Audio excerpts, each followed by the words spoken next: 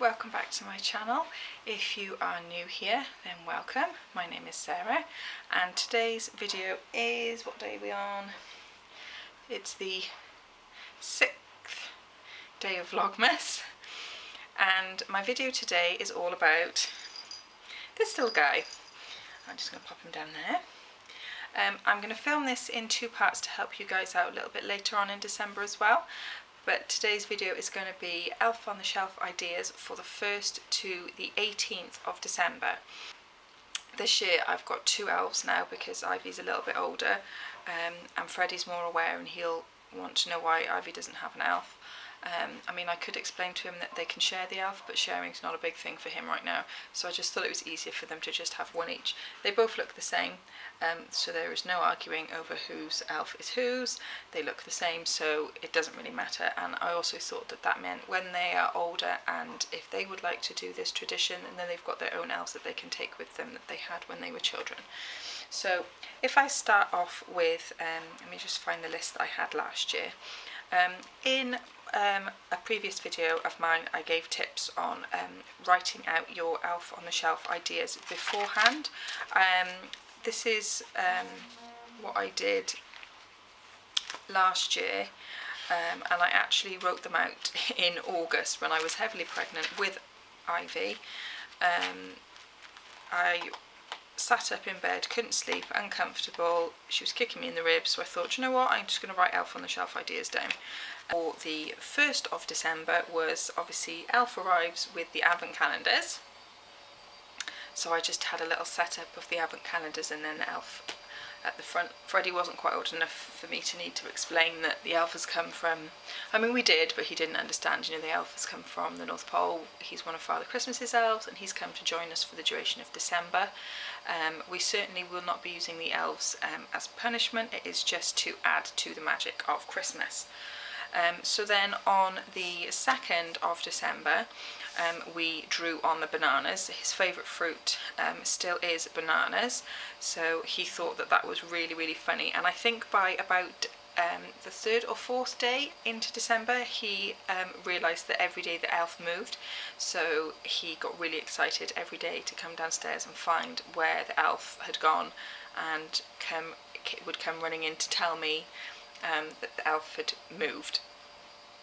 So on the 3rd of December, we found this one was a bit of a cop-out, but we're going to be doing the same every year because it's my dad's birthday on the 3rd of December, so we just wrapped obviously dad's presents up and we stick the elf on the top with a bit of sellotape and a scrap bit of wrapping paper, so it looks like the elf's wrapped, whoops, we don't want to knock you off, so it looks like the elf has wrapped dad's presents.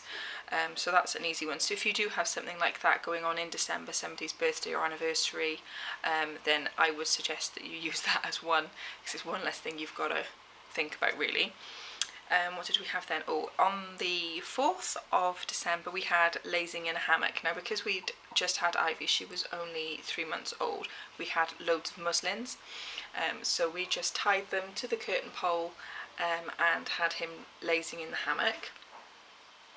He thought that one was really good. On the 5th of December he was reading stories to his teddies, so we set them all up. It's like a little reading corner thing, and he was quite adamant that he wasn't going to touch the teddies or the books, he was happy to leave them there, which I thought was quite cute. And then what do we have? On the 6th of December he was climbing the tree. So we just shoved him up on that. Was a nice easy one, and we just like stuck him on the Christmas tree, because these ones you might have noticed aren't the traditional Elf on the Shelf because I find them really creepy.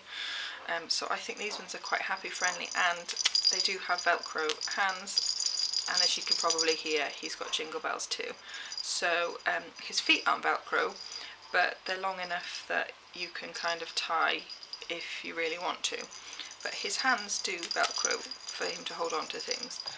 So he is quite similar. Are you going to sit up there nicely now? Lovely. Number 7, the 7th of December, he hid in the cereal, so we just opened the top of the cereal box and shoved him in.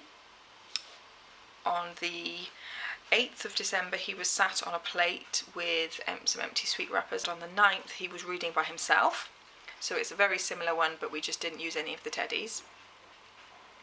On the 10th he was having a bath, and I'm trying to remember how I did that, but maybe I put him in a bowl.